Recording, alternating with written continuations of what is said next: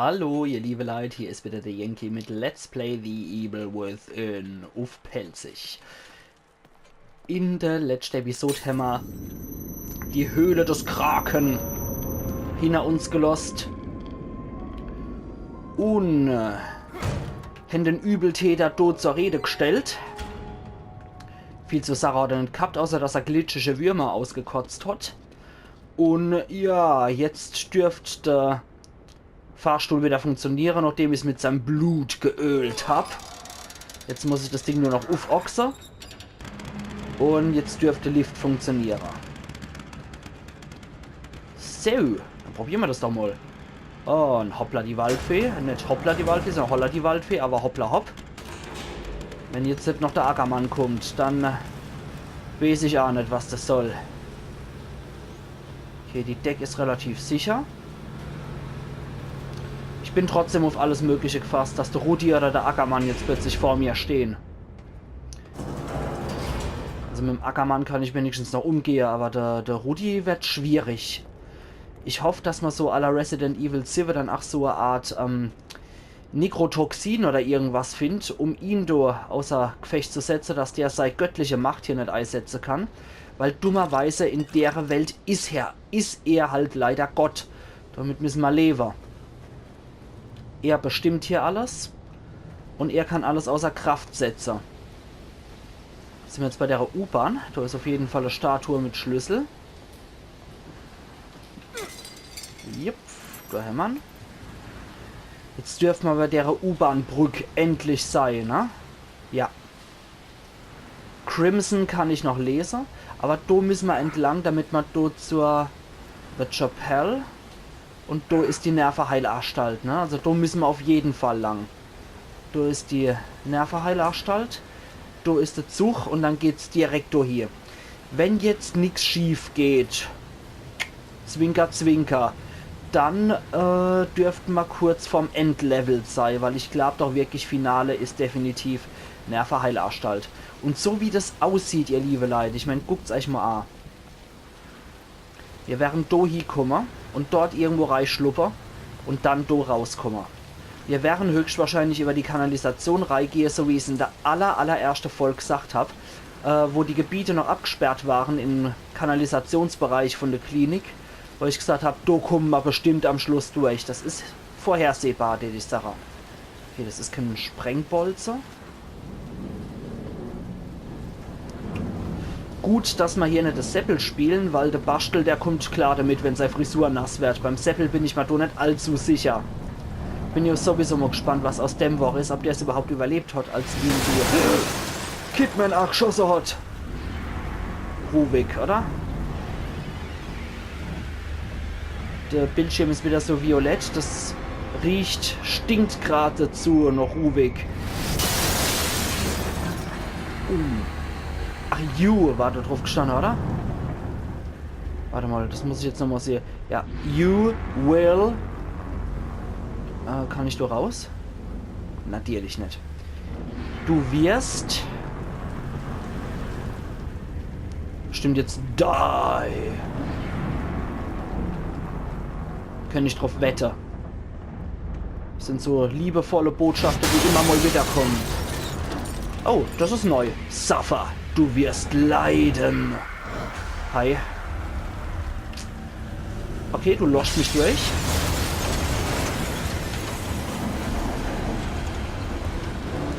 Jetzt lass mich doch wenigstens über die scheiß Zugbrücke, Mann.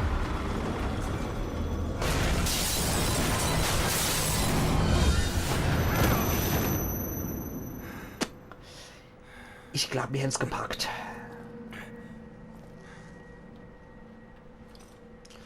Mann. Heidewitzka.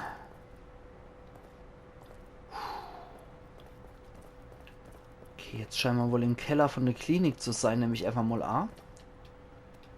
Ach, das ist die Maschine, ne? Vom Arzt. Du hast wieder meine Forschungsergebnisse in deinem Namen veröffentlicht. Dachtest du, ich finde es nicht raus? Ich habe dir damit einen Gefallen getan. Du hast keinerlei Referenzen. Du hättest sonst bei einer seriösen Fachzeitschrift keine Chance. Niemand würde jemals wissen, dass es dich überhaupt gibt. Oh, Aber sie werden es wissen. Ich habe dich auf jede erdenkliche Weise übertroffen. Was soll's? Ich habe, was ich brauche. Fehlt nur noch die Verfahrensweise. In der Tat. Und deswegen sind wir hier. Wir? Leslie, oder? Ah, nee. Das wagst du nicht. Du kannst es ohne mich nicht vollenden. Gut erkannt.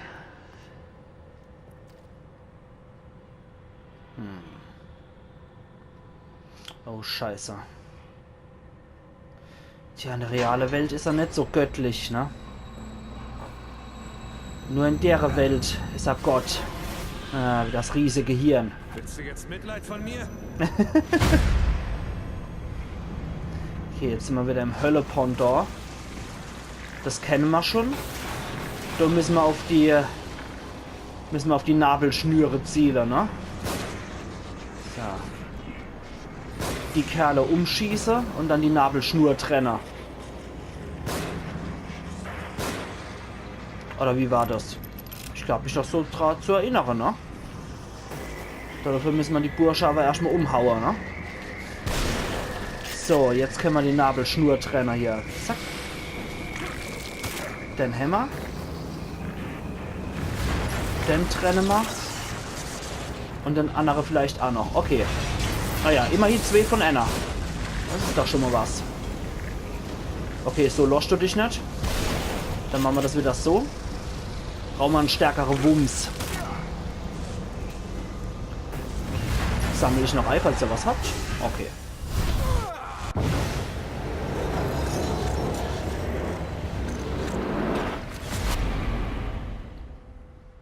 Wow. Okay, Kapitel 14 überlebt. Mit einem wunderschönen Krake noch drauf. Der war wirklich etwas klein. Ich habe mir dann wirklich größer vorgestellt, um ehrlich zu sein. Nachdem man die Tentakel im Maxi hat. Jetzt sind wir bei das Angesicht des Bösen. Wow, das klingt doch noch ein geiles finale Kapitel, oder? Also ich würde zumindest mein letztes Kapitel das Angesicht des Bösen nennen. Oder das Bösen drinnen. Ach ja, ach ja. Das Angesicht des Bösen. Ich bin tierisch gespannt und hoffe, dass wir viele Antworten kriegen auf alles. Also, dass nicht nur alles beantwortet werden, sondern dass es wirklich viele Antworten sind, weil ich habe... mir ist es immer nicht so hundertprozentig klar.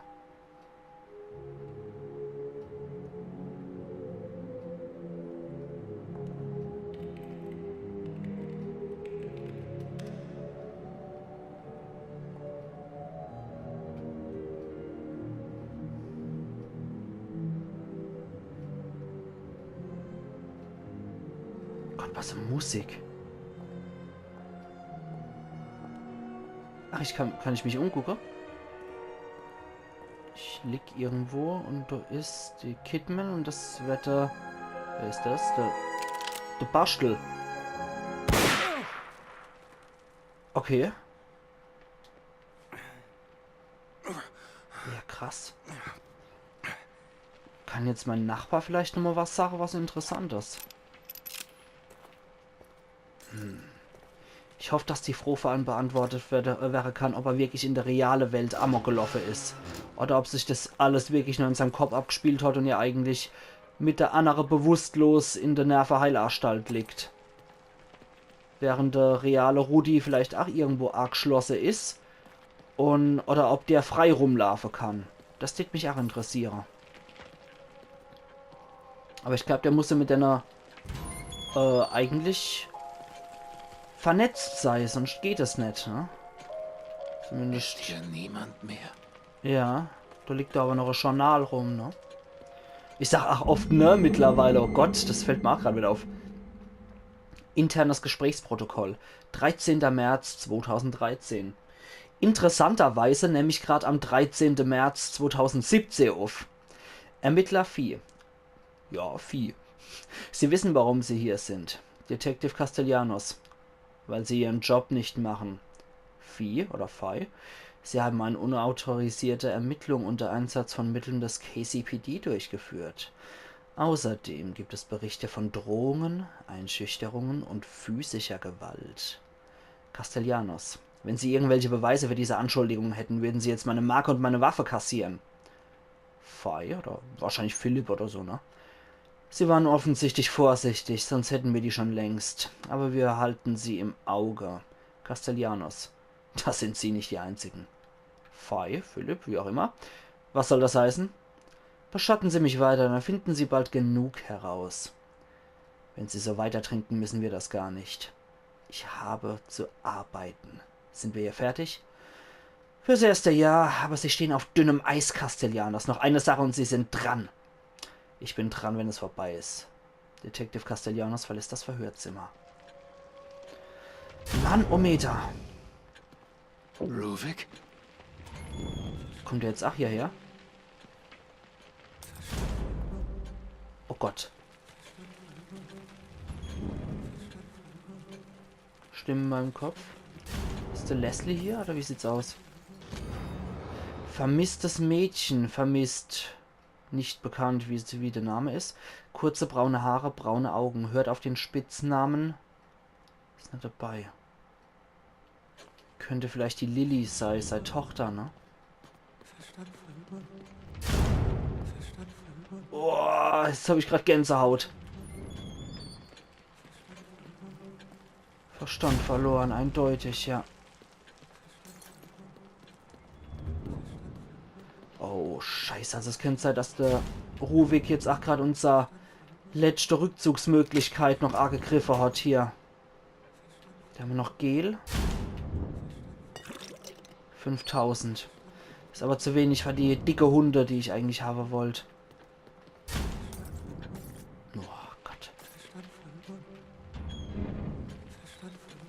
Oh Mann, ist das ein ekliges Mantra.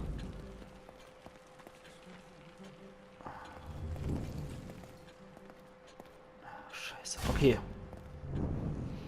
Ich setze mich nur drauf, weil die ganz dicke Hunde bräuchte ich theoretisch jetzt nicht wirklich dringendst, ne?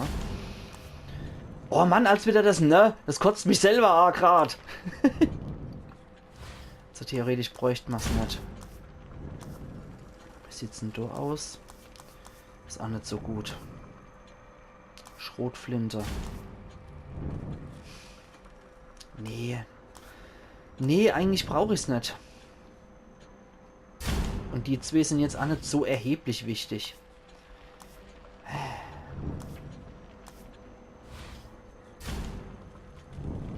Ach, das ist zu wenig. Nee, nee. Wisst was, Lecco Mio. Das brauche ich nicht. Ich spare auf was ganz Dickes. Falls ich nochmal kann. Falls die Klinik nicht vollkommen zerstört ist, dann. Ja, da ist der Leslie, ne? Leslie! Ah.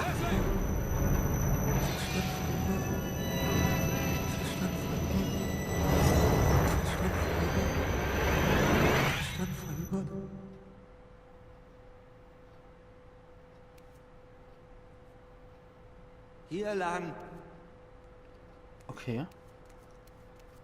Das war, glaube ich, seit langem der erste vernünftige Satz, den er gemacht hat. Jetzt sind wir in...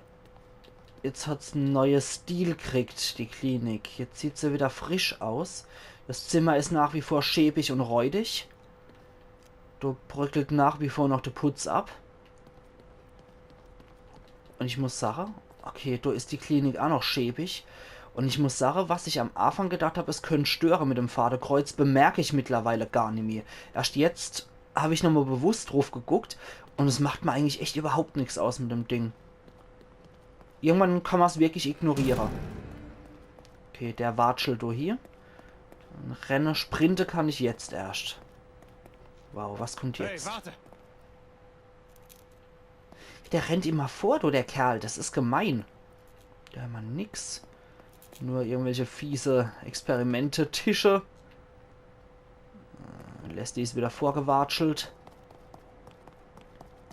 Dass der Kerl da nicht warten kann. Water BPL.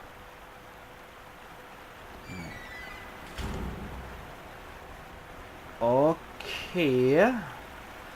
Es ist wohl doch nicht so leicht, einfach in die Klinik reinzukommen. Wir müssen jetzt wohl auch wieder ein paar Etappe überstehe. Sieht ein bisschen aus wie Kläranlage, oder? Ah ne, ich habe gedacht, das wäre ein Stolperdraht. Okay. Da müsste ich dann rein, ne? Also gut, Kleiner, wo führst du mich hin? Kleiner. Das war genauso geil, wie wenn du einfach Sportsfreund nennen würdest. Gell, Sportsfreund. Na, rennen kann ich auch wieder nicht.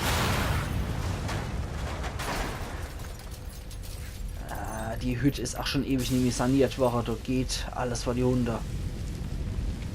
Flitze kann ich auch gerade nicht. Aber die Flitze-Kacke bahnt sich so allmählich an. Ich habe das Gefühl, wir kommen echt gleich zum großen Finale. Und der Leslie ist der Einzige, der schon mal rausgefunden hat. Aber der ist dann noch dann in die Klinik gelandet. Und war Patient. Oder war er vorher Patient? Der Laden stürzt ein. Wüsste ich halt auch gern. Ob der vorher noch ein intelligenter, wirklicher, richtiger Mann war oder ob der vorher schon geisteskrank war. Ja, ich komme hier schon. Wärst mal zu mir kummer. Du Umstandskrämer. Das ist aber immer alles noch dem seinem Kopf gehen muss. Der kann auch mal nicht herkommen oder so. So. Wo bist du jetzt gelandet, du Ölgötz? Sieh mal, durch die Züge jetzt endlich durch. Wenn ja, war das der ätzendste Zug der Welt. Ja, wir sind bei der Nervenheilanstalt. Genau wie Joseph gesagt hat. Kapitel 15, das Angesicht des Bösen. Ja, wir sind Akuma. Wir sind sogar tatsächlich over. Ich mag gerade gucken, ob die Züge noch existieren. 100 Sterze kann ich ja nie bei sowas. Crimson City liegt unter uns. Die Züge existieren offenbar nimmer. Nee, die gibt's anscheinend echt nicht mehr. Das war ein One-Way-Ticket, könnte man sagen. Und jetzt stehen wir hier vor der monströsen Biegennervenheilanstalt. Boah. Gibt auch ein geiles Thumbnail ab, denke ich. Mann, oh Meter. Oh, das sieht aus, als wären nur Samara-Haare drin. Git. Hat sie ja hoher wieder vergessen. So, ich hoffe, die ganze Bosse kommen nicht nochmal auf einmal, alle. Okay. Huch. Das war ein guter Trick. So den ich mich auch ganz gerne mal als bewege kenne. An. Ja, den Trick kennen wir auch noch ein zweites Mal. Sehr gut. Wow. Jetzt stehen wir wieder direkt vor der Klinik. Der Brunnen ist auch abgestürzt. Der war ja ursprünglich in der Mitte gestanden. Und ganze Polizeiautos sind natürlich auch weg. Inklusive natürlich unseren Krankenwagen, mit dem wir fortgefahren sind am Anfang. Hui, Finale. Oh. Und langsam, dass man genießen muss. Ja, so haben wir es verlassen mit dem A-Blick. Aber auch schon bevor wir in die Welt eingetaucht sind. Auch schon bevor wir in die Welt vom Ruvik eingetaucht sind, hat es hier so ausgesehen. Scheiße. Ja, dort hat ursprünglich schon ein Massaker stattgefunden. Ob unter denne irgendwie vielleicht die Tatjana dabei ist? Jetzt sind wir ja in der Ruvik-Version von der Anstalt. Vorher waren wir in der realen Anstalt drin. Da hat es aber auch wirklich schon so ausgesehen. Okay. Die lassen sich nicht kaputt machen. Hätte ja sein können. Ja, okay. Auf der dritte Ahne drum. Also, die wären wahrscheinlich nur Dekos sei hier. Auch wenn das jetzt sehr makaber klingt. Aber die sind offensichtlich wirklich nur Deko. Wow. Das ist schon Gänsehaut-Feeling, wirklich. Das sind auch die Polizeiabsperrbänder schon. Crime Scene, do not cross.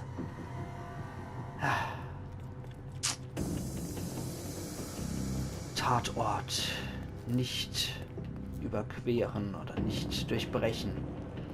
Nicht durchschreiten. Wow. Wow, wow, wow. Was eine Atmosphäre, oder Lights? Und wir haben die 20-Minuten-Grenze geknackt mit meinem dummen Gebabbel und mit meinem bisschen Aufhalter.